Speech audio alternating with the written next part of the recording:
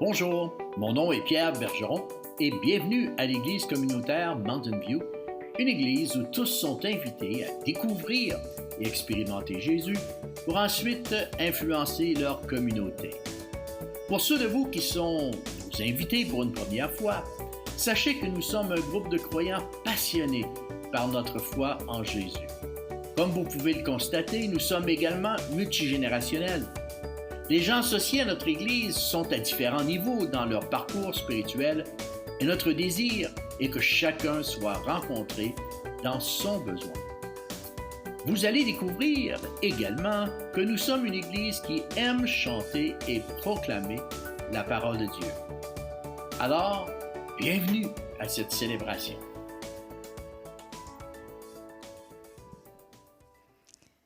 Amen. Alléluia. Nous ne tremblerons pas ce matin. Alléluia. Quel beau chant. Merci beaucoup, Marie-France et toute l'équipe de louanges ce matin. Et pendant qu'on chantait ce chant, il y a un verset qui est monté sur mon cœur que j'avais à cœur de vous partager ce matin avant d'aller à la parole de Dieu. C'est le verset dans Philippiens chapitre 4 et le verset 6 qui nous dit « Ne vous inquiétez de rien. » Amen. Mais en toutes choses, et on en vit beaucoup des choses présentement, en toutes choses, faites connaître vos besoins à Dieu. Alléluia. Faites connaître vos besoins à Dieu par des prières, des supplications, dans une attitude de reconnaissance. Et la paix de Dieu, qui dépasse tout ce que l'on peut comprendre. Et il y en a beaucoup des choses qu'on comprend, mais il y en a énormément aussi qu'on ne comprend pas. Alléluia. Malgré toutes ces circonstances, gardera vos cœurs et vos pensées en Jésus-Christ. Amen. Alléluia. Quelle belle promesse ce matin pour chacun de nous. Et on est vraiment content que vous puissiez être là avec nous ce matin via le site Internet, via cette plateforme que nous avons ce matin pour vous. Bienvenue sur notre campus virtuel. On a eu un bon temps de louange et ce matin, on a un invité vraiment qui est venu ici pour nous bénir ce matin avec la parole de Dieu. Mais on est tellement bénis aussi de l'avoir avec nous parce qu'il vient de loin, il vient vraiment de loin. Et c'est le pasteur Pierre Paradis ainsi que son épouse Marielle et sa sœur qui l'accompagnent. Et il nous vient de l'Afrique du Sud ce matin. Et on est tellement content de les avoir avec nous. Et on va vous les partager pour le prochain temps qu'on va avoir ensemble. Donc j'espère que vous allez être bénis à travers le message de la parole et que vous puissiez être attentifs à ce que Dieu veut faire à travers votre vie ce matin. Donc pasteur Pierre, j'aimerais te laisser toute la place ce matin. Prends ta liberté et bénis-nous ce matin par la parole de Dieu. Amen.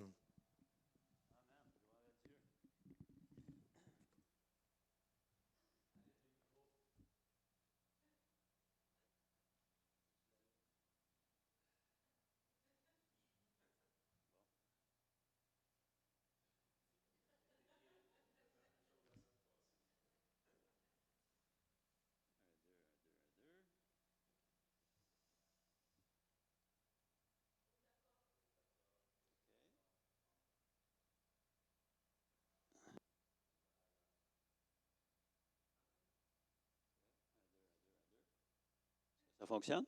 Oui, OK. Gloire à Dieu, c'est vraiment une joie pour nous d'être avec vous ce matin. Et malgré, comme le pasteur Stéphane mentionnait, toutes les difficultés qu'on peut avoir à se réunir, on doit penser que quand même notre gouvernement a permis aux églises d'avoir maintenant 250 personnes et plus lorsqu'ils ne sont pas en zone rouge. Malheureusement, on est en zone rouge. Mais gloire à Dieu, quelle belle place pour prêcher la parole de Dieu que d'être dans zone rouge. Dans le feu de l'action. Alléluia. Ce matin, j'aimerais d'abord donner un fondement à ce qu'on va discuter ensemble, ce qu'on va regarder ensemble. Et je vous inviterai à tourner dans le livre de Paul aux Romains, donc l'épître de Paul aux Romains, au chapitre 10, et on va lire quelques versets à partir du verset 14. Donc, Romains 10, verset 14 et suivant. L'apôtre nous dit « Comment donc invoqueront-ils celui en qui ils n'ont pas cru? Et comment croiront-ils en celui dont ils n'ont pas entendu parler? Et comment en entendront-ils parler s'il n'y a personne qui prêche? Et comment y aura-t-il des prédicateurs s'ils ne sont pas envoyés? Selon qu'il est écrit, qu'ils sont beaux les pieds de ceux qui annoncent la paix, de ceux qui annoncent de bonnes nouvelles. Mais tous n'ont pas obéi à la bonne nouvelle. Aussi, le prophète Ésaïe dit-il, « Seigneur, qui a cru à notre prédication? » Verset 17. « Ainsi la foi vient de ce qu'on entend, et ce qu'on entend vient de la parole de Christ. Mais je dis, n'ont-ils pas entendu? Au contraire, leur voix est allée par toute la terre et leur parole jusqu'aux extrémités du monde. Amen. Que Dieu puisse bénir sa parole à nos cœurs ce matin, autant pour la poignée de croyants qui est avec nous ici physiquement dans ce lieu. Et on n'est pas 25, donc ce n'est pas nécessaire d'envoyer les autorités vérifier. Mais on est peut-être plusieurs qui écoutent par les voies électroniques. Et c'est intéressant de voir que ce texte nous parle de voies qui vont jusqu'aux extrémités de la terre. Et à l'époque de l'apôtre Paul, ce n'était pas possible technologiquement, mais aujourd'hui, on a cette technologie. Alors, c'est un peu le soubassement de ce que je veux partager avec vous ce matin, un peu la pierre de fondation. Et ce matin, j'aimerais vous parler sur un sujet que j'estime être intéressant, c'est comment nos 5 sens contribuent à notre relation avec Dieu. Alors, on a un PowerPoint pour cela. Donc, la valeur de nos sens dans notre relation avec le Seigneur. J'avais prévu faire participer les gens, donc même si vous êtes à la maison, on m'a dit qu'il y a quelqu'un qui prend vos réponses sur le chat, donc vous pouvez participer. Et on pourra regarder ça plus tard en ce qui me concerne moi. Mais il y a des gens qui vont voir vos réponses immédiatement. Et même dans la salle, même si vous portez le masque, j'aimerais que vous ayez votre participation aussi. Quelqu'un peut me nommer un des 5 sens que nous avons? L'ouïe, oui, le fait d'entendre. Le toucher, oui, l'odorat. Le goût. La vue, oui, très importante aussi la vue, hein? Et soyons sincères ce matin, chacun d'entre nous, il y a certains de ces sens-là qu'on utilise davantage que d'autres, mais sûrement qu'aucun d'entre nous n'aimerait perdre l'un de ces 5 sens. Hein, vous savez, des fois, on a des questions hypothétiques qu'on se pose. Qu'est-ce que tu aimerais mieux perdre, l'audition ou la vue? Et c'est un choix qui est difficile à faire. Peut-être certains vont dire, moi, ça serait perdre l'audition, je ne pourrais pas vivre. D'autres diraient, perdre la vue, je ne pourrais pas vivre. Mais ce qu'on doit comprendre ce matin, c'est que Dieu nous a créés avec un corps physique et il nous a donné des sens pour qu'on puisse communiquer à l'intérieur de ce cadre physique, ce cadre matériel dans lequel il nous a placés. Et je pourrais dire ce matin que peut-être pour certaines personnes, il y a un de ces sens-là qui est plus important que d'autres. Est-ce qu'il y en a qui aimeraient se risquer ce matin? Quel serait parmi les 5 sens celui que vous estimez être le plus important dans votre relation avec Dieu? Quelqu'un aurait une réponse? Est-ce que ça serait le toucher? On ne peut pas vraiment toucher Dieu. Hein? Est-ce que ça serait le goût? Est-ce que ça serait l'odorat? Est-ce que ça serait l'ouïe, l'audition, entendre? Quelqu'un me fait signe que oui. Est-ce que ça serait la vue? Est-ce que notre vue est importante? Alors, ce qu'on va faire ce matin, rapidement, on va regarder ces 5 sens et on va voir comment ils nous relient dans notre marche avec Dieu. Alors, le premier que j'ai mis, c'est le toucher. Gloire à Dieu. Et le toucher, je vois que mon acétate se présente au complet, donc ça, c'est moins bon pour mes punchs, mais quand même, gloire à Dieu, on doit être prêt à tout. Donc, le toucher, on voit dans la Bible que Thomas, un des disciples de Jésus, après la résurrection, ne croyait pas que Jésus était revenu d'entre les morts.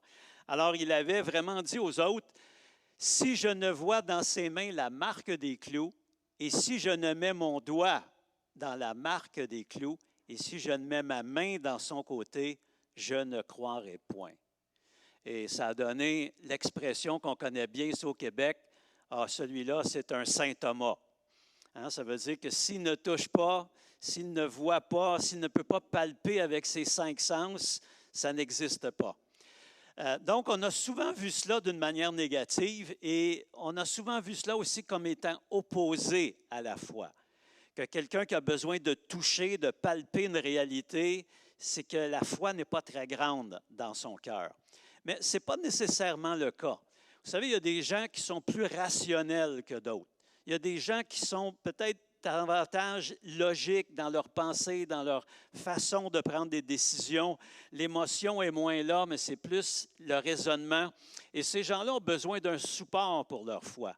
Et je crois que ce n'est pas bien d'accuser Thomas d'incrédulité, mais on voit plus que Thomas était quelqu'un de différent parmi les apôtres et lui avait besoin d'avoir un support. Mais une fois qu'il l'avait, il était prêt à donner on pourrait dire sa vie entière pour Jésus. D'ailleurs, un peu plus tard, Jésus apparaîtra au milieu d'eux. Thomas sera là. Jésus dira, viens mettre tes doigts dans mes plaies.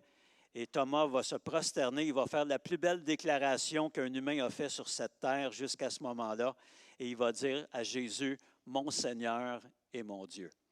Alors, si c'était un incrédule, je dois dire qu'après cela, il ne l'était plus. Amen. On voit que le toucher est important parce que Jésus a utilisé le toucher à plusieurs reprises pour guérir des malades, pour guérir des personnes qui étaient affligées. Dans Matthieu 8, verset 3, Jésus étendit la main, le toucha et le dit, et lui dit, je le veux, sois pur. Et aussitôt, ce lépreux fut purifié de sa lèpre. Présentement, dans cette pandémie, les restrictions qu'on a ici au Québec et dans plusieurs endroits, en fait, dans le monde, on est privé un peu de ce contact physique avec les gens. Et cette distanciation que je qualifierais non pas de social, mais de physique, parce que c'est important d'être pas distant entre nous socialement, d'être en contact par les différents réseaux sociaux, etc., même par téléphone. Mais on a une distanciation physique qu'on doit conserver. Et on souffre un peu de cela parce que nous, les chrétiens, on aime bien faire des accolades, se saluer et se serrer la main et toutes ces choses-là. Et malheureusement, bien sûr, on se restreint parce qu'il y a des règles sanitaires qui nous imposent de ne pas faire ces choses-là. Alors, ça nous manque, mais sachez que cet épisode de pandémie, un jour, sera derrière nous. Alléluia. Ce n'est pas là pour durer éternellement. Il y a une seule chose qui dure éternellement, et c'est la parole de Dieu. Jésus a dit, le ciel et la terre vont passer, mais ma parole ne passera point. Amen. Un autre sens que nous avons, c'est l'odorat. Et le seul verset que j'ai pu trouver sur l'odorat, vraiment, peut-être vous pouvez en trouver et me les envoyer par chat, mais c'est par rapport au sacrifice qu'on offrait à Dieu dans l'Ancien Testament.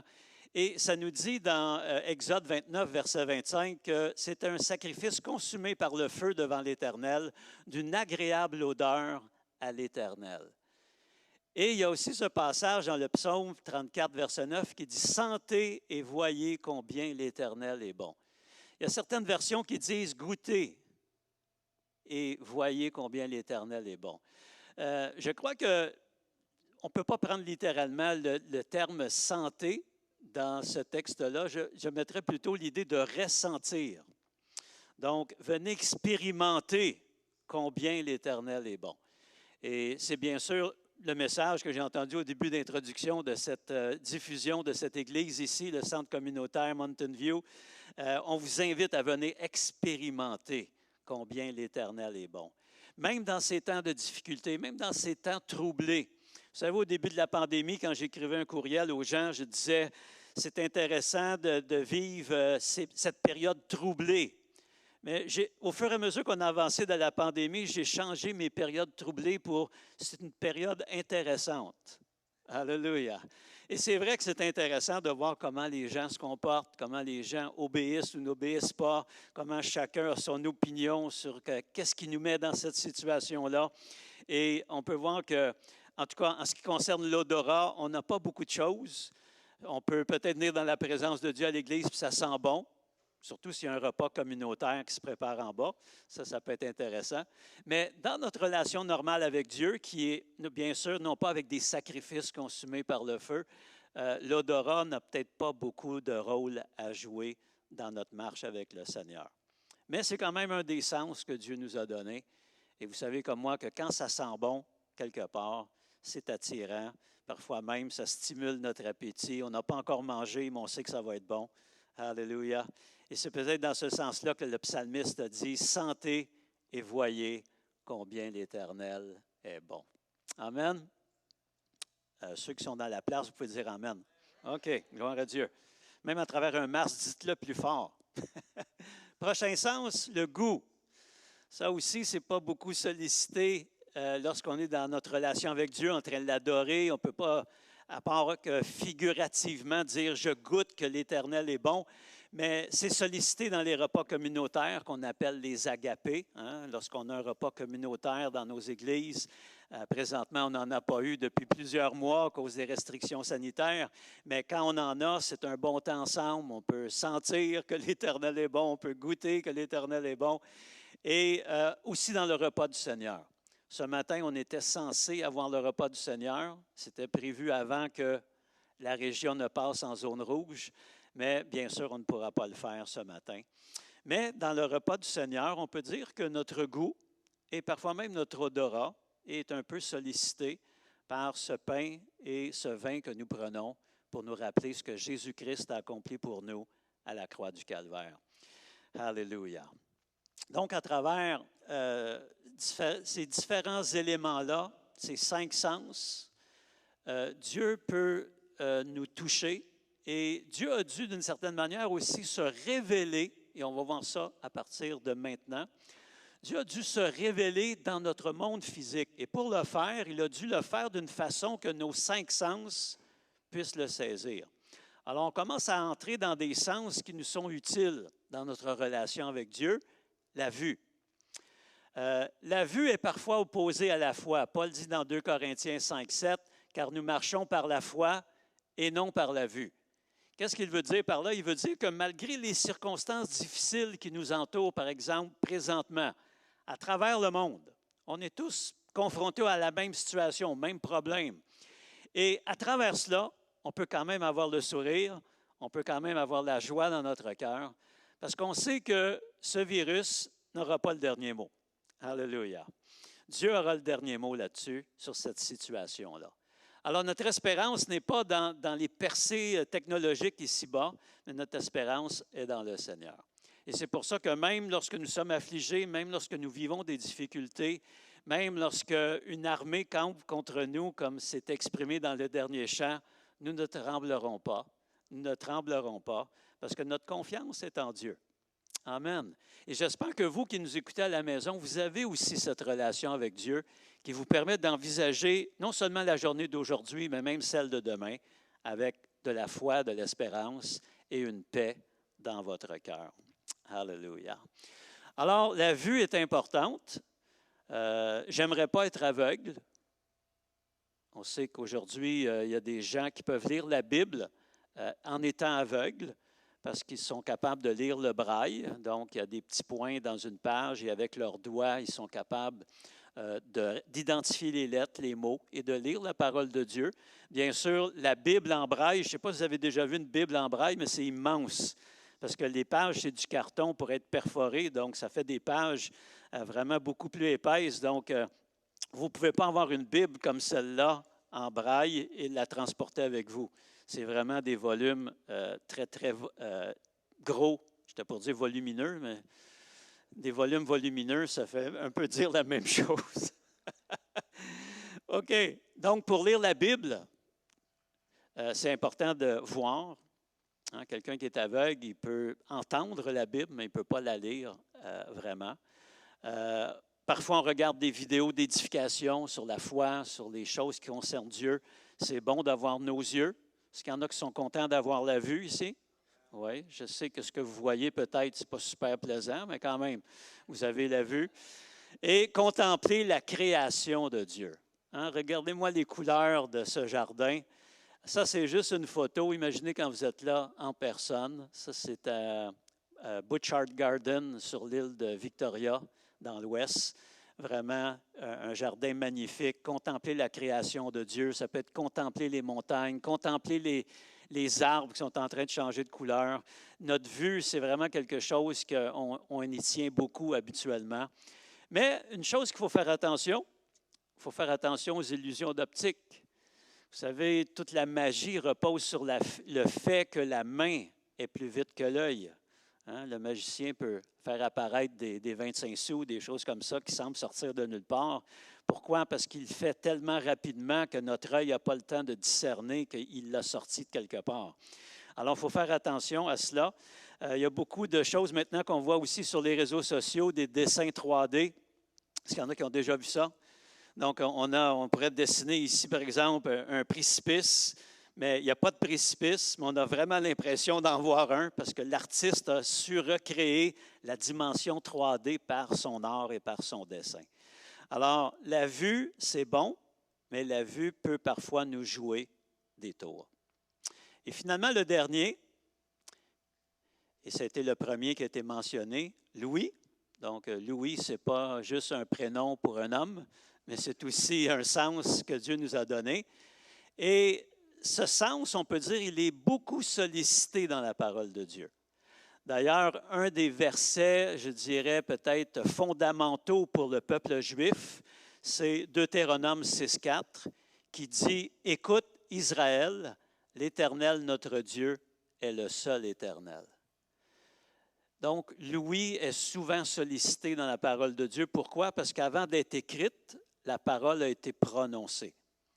Et c'est par la suite qu'on l'a écrite. Et nous qui avons la parole écrite, nous devons la reprendre dans sa forme écrite et la ramener dans une forme auditive. Et c'est ce que je suis en train de faire ce matin par la prédication de la parole. Un autre verset dans Job 42, verset 4, Dieu dit, « Écoute-moi et je parlerai, je t'interrogerai et tu m'instruiras. » Alléluia. Dans notre relation avec Dieu, on peut parler au Seigneur, mais on peut aussi entendre ce qu'il a à nous dire. Et on devait passer ensuite avec l'animation à la petite image, et j'étais pour vous demander qui est le personnage représenté dans cette histoire, et c'est Samuel. Samuel se faisait réveiller la nuit par une voix qui disait « Samuel, Samuel ». Alors lui allait vers la seule personne physique en chair et en os qu'il connaissait dans l'endroit et demandait « Est-ce que tu m'as appelé ?» Et la personne disait « Non, je ne t'ai pas appelé ». Et finalement, la personne lui a conseillé, quand tu vas entendre la voix, dis simplement ceci, « Parle, Éternel, car ton serviteur écoute. » Alléluia. Et je crois que ce matin, ça peut être la prière de notre cœur. « Parle, Éternel, car ton serviteur, ta servante, écoute ta parole. » Amen. Prochaine diapo. Alors, voir et entendre, ce sont deux sens souvent sollicités dans la parole de Dieu. On les voit souvent ensemble. Souvent, il y a quelque chose qui est vu et ensuite on entend quelque chose. Ou il peut y avoir quelque chose qui est entendu et ensuite on voit quelque chose. Alors, Dieu, pour se révéler dans le monde physique, a dû le faire à travers des sens qu'il nous a donnés. Alors, souvent, les deux sens qu'il utilise pour se révéler à nous, c'est notre vue et c'est notre l'ouïe, l'audition, la capacité d'entendre. Alors, on a un grand mot. Vous savez, un prédicateur essaie toujours de mettre quelque part un grand mot compliqué dans sa prédication. Ça lui donne un air plus intelligent. Alors, j'ai le mot théophanie, qui est simplement une apparition de Dieu dans l'histoire, dans le monde humain.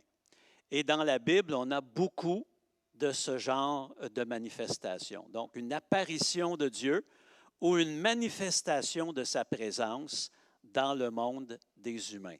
Et bien sûr, si Dieu l'aurait fait d'une manière qui ne touche pas aucun de nos sens, on n'aurait pas pu témoigner de cette manifestation-là.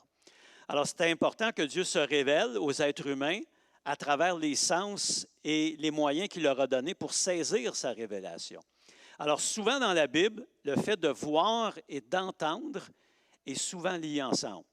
Et j'ai donné quelques exemples, on aurait pu en mettre des dizaines et plusieurs que je n'ai pas mentionnés, mais ce sont vraiment des exemples marquants.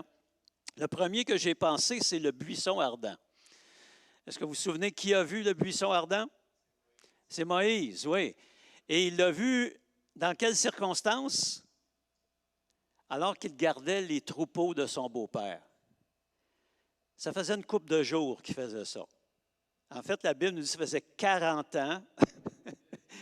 40 ans, c'est long. J'espère que le COVID ne durera pas 40 ans.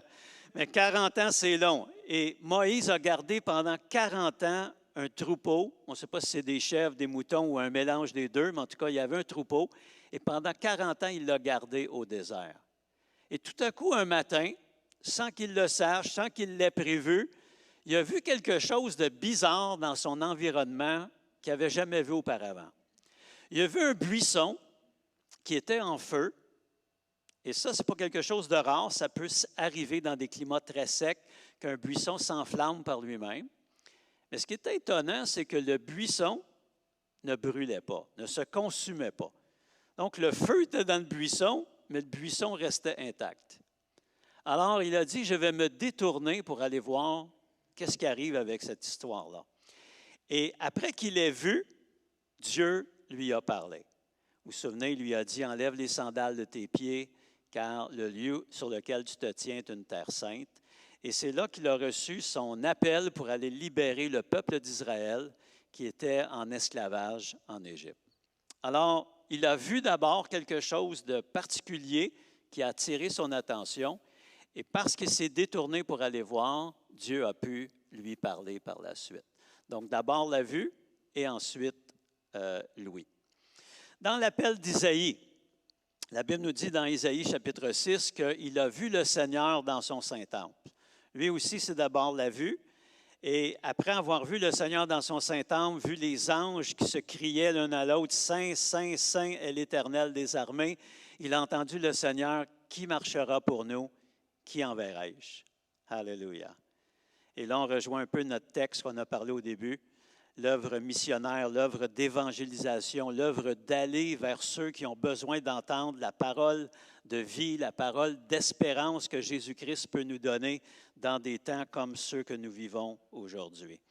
Alors, il a vu Dieu dans son temple et Dieu, par la suite, une fois qu'il avait son attention, a pu lui parler. On a aussi Jésus lors de son baptême. Vous vous souvenez, Jésus est allé au Jourdain. Son cousin Jean-Baptiste baptisait les gens dans l'eau en vue de la repentance, en vue de la venue du royaume de Dieu.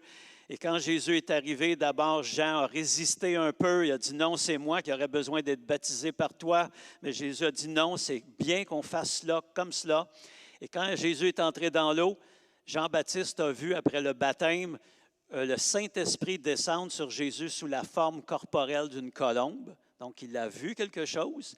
Et ensuite, il a entendu une voix venant du ciel qui disait, « Celui-ci est mon Fils bien-aimé, en qui j'ai mis tout mon amour. » Alléluia.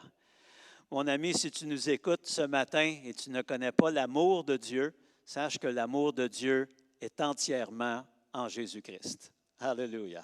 C'est en lui que Dieu a mis tout son amour et toute son affection.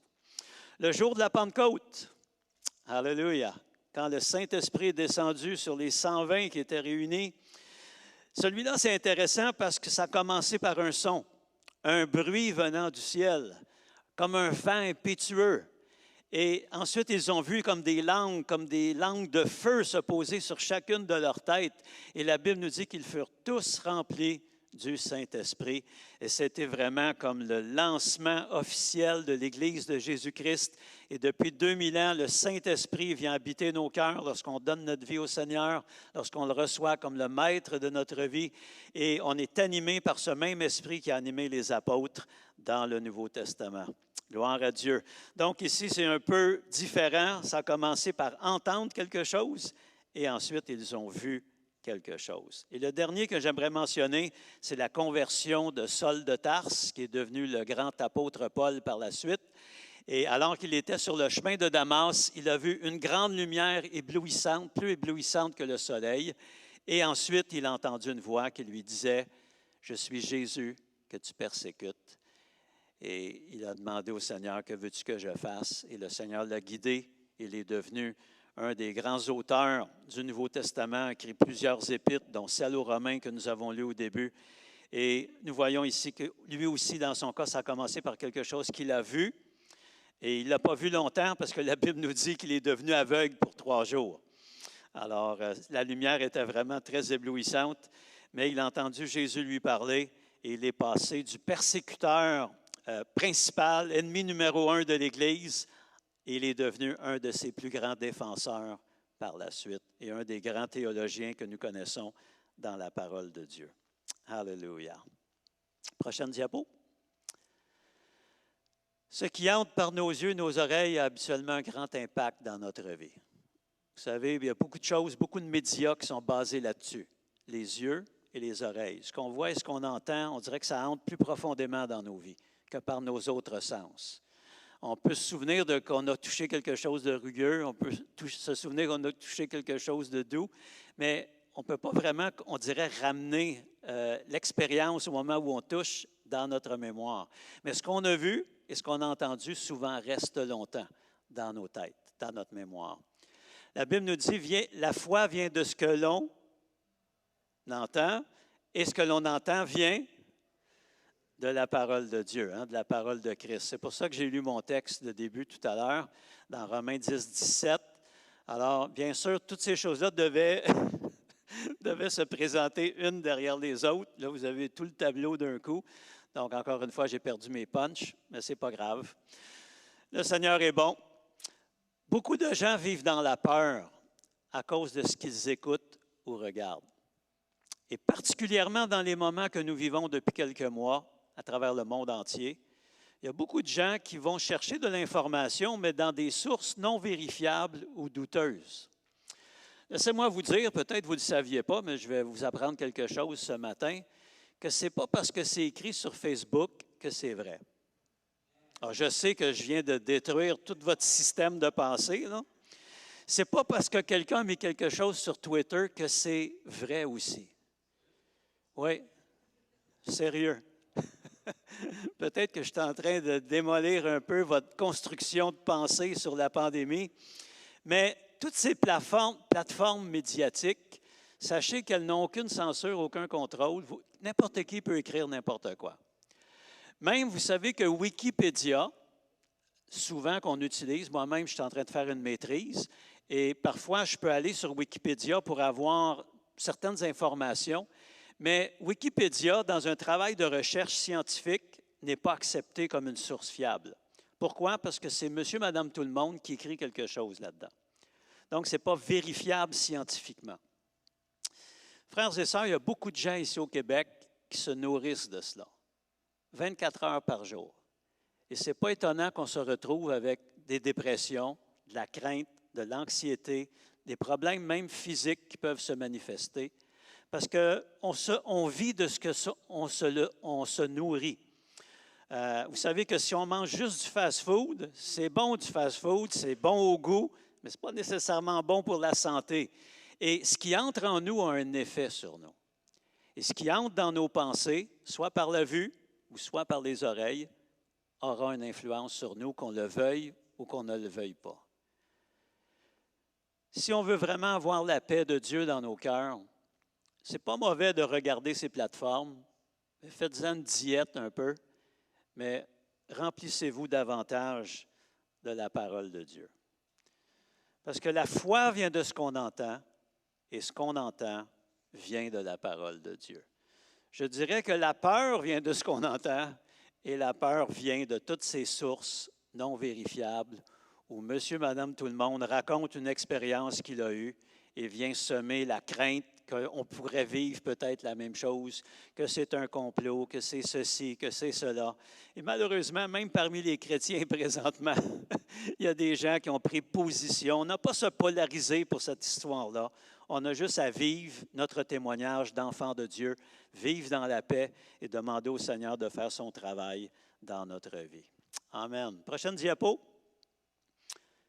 Quelqu'un a déjà entendu parler du sixième sens? Ah, vous n'étiez pas des lecteurs de choses ésotériques. Dans les choses ésotériques, quand j'étais jeune, je lisais les livres J'ai lu, la collection rouge. On parlait du troisième œil, l'Obsang Te Rampa. Bon, c'est juste les vieux qui connaissent ça, les jeunes ne connaissent pas ça aujourd'hui. Les objets volants non identifiés, donc c'était toute la littérature un peu ésotérique de l'époque.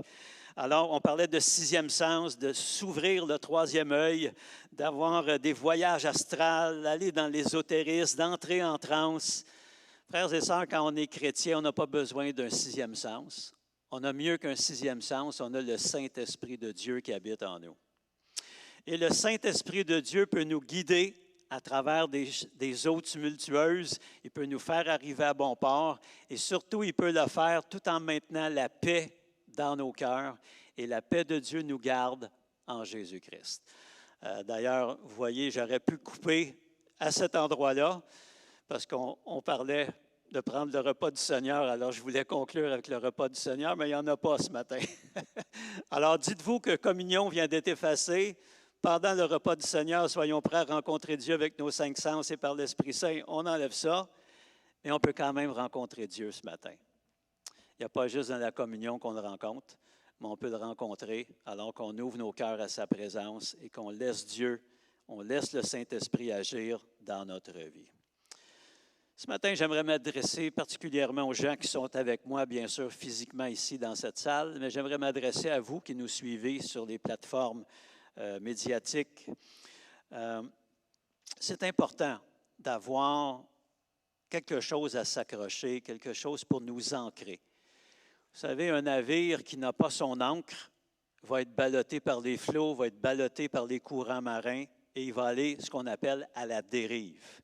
Je dirais que beaucoup de gens aujourd'hui sont à la dérive, spirituellement parlant, même moralement parlant, socialement parlant. Beaucoup de gens sont à la dérive. Pourquoi? Parce qu'ils n'ont pas une ancre. Ils ne sont pas ancrés quelque part sur quelque chose qui est vérifiable, qui est solide et qui peut vraiment les garder dans une paix. Et ce matin, j'aimerais vous encourager à placer votre espérance. D'ailleurs, le dernier chant nous a demandé de faire cela, de mettre toute notre confiance en Dieu à travers Jésus-Christ.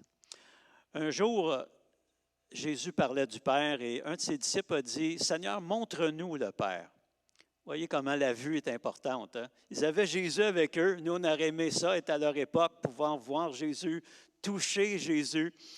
Eux, ils avaient tout cela, mais ils ont dit, « Montre-nous le Père. » Et Jésus a dit, « Celui qui m'a vu a vu le Père. » Si tu veux connaître Dieu ce matin, c'est à travers Jésus-Christ que tu peux le connaître. Et j'aimerais terminer en faisant un appel. Si tu n'as pas cette assurance dans ton cœur que tu es en paix avec Dieu, si tu es troublé par toutes les choses qui arrivent présentement dans ce monde, peut-être même tu es dans une situation très difficile parce que ça a été évoqué, il y a des gens qui concrètement ont perdu leur emploi, ont perdu leur façon d'amener l'argent à la maison. Alors, ce n'est pas des situations faciles. Il y a des gens aussi qui sont malades. Même s'il y a des gens qui disent non, la COVID, ça n'existe pas, bien, il y a des gens qui sont dans des hôpitaux en train d'être soignés pour cette maladie ou ce virus, ou peu importe comment on peut le définir. Il y a des gens qui peut-être ont été affectés par le décès de quelqu'un. Vous savez, quand je regarde, il y a eu présentement dans le monde entier 1 million de morts. On peut dire que ce n'est pas beaucoup. Il y a eu la grippe espagnole qui a fait 40 millions de morts ou 20 millions de morts. Mais pensez, non pas en termes de chiffres, mais pensez en termes de personnes. Il y a des gens qui ont perdu des êtres chers et à cause des règles sanitaires, n'ont même pas pu vraiment leur rendre hommage pour leur vie, avoir des funérailles appropriées. Donc, c'est affreux quand on est dans des situations comme ça. Bien sûr, à problème extrême, mesure extrême. Mais je peux sympathiser avec chacun d'entre vous qui avez perdu quelqu'un dans cette période, que ce soit du COVID ou d'une autre maladie, et qui n'avez pas pu vraiment rendre hommage à la personne chère que vous avez perdue. Sachez que Dieu est avec nous dans cette histoire, et le Seigneur veut nous apporter, non pas le trouble dans notre vie, mais veut nous apporter la paix. Alors, saisissez cette ancre solide en Jésus-Christ. La Bible nous dit dans Hébreu que nous avons une ancre solide qui va même au-delà des choses qu'on ne peut pas voir, qui va dans l'invisible et qui nous permet de demeurer en paix. Pasteur Stéphane a mentionné ce texte de Philippiens 4, verset 6. « Ne vous inquiétez de rien, mais en toute chose, faites connaître vos besoins à Dieu par des prières, des supplications avec action de grâce. C'est la paix de Dieu qui surpasse toute intelligence, gardera vos cœurs et vos pensées en Jésus-Christ. » J'aimerais prier pour vous. Et si vous voulez être inclus dans cette prière, peut-être si vous êtes à la maison, faites simplement un geste de porter votre main vers votre ordinateur ou votre téléviseur ou peu importe. Et si vous voulez recevoir cette paix de Dieu, recevoir la paix avec Dieu, qui va vous permettre de naviguer dans cette période troublée que l'on vit à l'échelle de la planète entière, le Seigneur peut vous redonner l'espérance, le Seigneur peut vous redonner la joie de vivre, le Seigneur peut chasser vos craintes, parce que la Bible nous dit que l'amour parfait bannit la crainte. Alléluia. Si vous voulez être inclus dans cette prière, je vais prier pour vous et ensuite je vais inviter Pasteur Stéphane à revenir. Mais prenons ce temps maintenant. Laissons le Seigneur nous parler. Laissons le Seigneur nous toucher. On a entendu, on a vu, mais il peut nous toucher aussi à travers son esprit qui agit à l'extérieur des 5 sens connus de l'être humain et nous amener dans une paix que lui seul peut nous donner. Jésus a dit, « Je vous laisse ma paix, je vous donne ma paix, Je ne la donne pas comme le monde la donne, mais je la donne vraiment une paix durable et une paix qui est éternelle. Prions. Père éternel, je veux prier pour tous ceux qui sont ici, ceux qui nous écoutent. Père, je te demande, partout où telle est ma voix, que tu puisses toucher les cœurs, que tu puisses amener cette conviction par ton Saint-Esprit sur ces personnes peut-être troublées, ces personnes qui craignent, ces personnes qui peut-être se sont alimentées de toutes sortes de nouvelles et qui les ont découragées. Peut-être des personnes qui vivent des situations difficiles au niveau de l'emploi, au niveau de la maladie, Seigneur, ou des êtres chers autour d'eux. Père, je te demande que tu puisses venir consoler leur cœur. Je te demande qu'ils puissent se tourner vers toi, Jésus-Christ, qu'ils puissent te recevoir et t'inviter dans leur vie pour être le Maître et le Seigneur, qu'ils puissent se détourner de leur mauvaise voie et se tourner vers toi, Père. Père éternel, te demandons que tu puisses agir puissamment en ce moment, qu'ils puissent sentir ta présence près d'eux, Seigneur, et en eux. Dans le nom de Jésus-Christ, nous prions, Seigneur. Père, nous prions aussi pour cette Église, nous prions pour cette région, nous prions pour le Québec, Seigneur, afin, Seigneur, que tu puisses nous donner le courage, que tu puisses nous donner la force, la solidarité aussi. Ce n'est pas un temps où il faut se désunir, mais au contraire, c'est un temps d'unir nos forces pour pouvoir vaincre ensemble et pouvoir traverser ce moment difficile. Père, dans le nom de Jésus, nous te rendons grâce pour toutes les églises qui sont ouvertes et qui peuvent, Seigneur, avoir ce rassemblement physiquement avec quelques personnes, mais aussi qui diffusent, Seigneur, ta parole sur les ondes. Père, nous te demandons qu'une grande moisson d'âmes puisse entrer dans ton royaume. Père, nous te demandons que ta paix vienne sur nous, que la communion avec Dieu, que l'amour de Dieu, que la communion avec l'Esprit Saint soit en nous. Te demandons ces choses dans le nom de Jésus-Christ et pour sa gloire. Et ensemble, on peut dire Amen. Amen.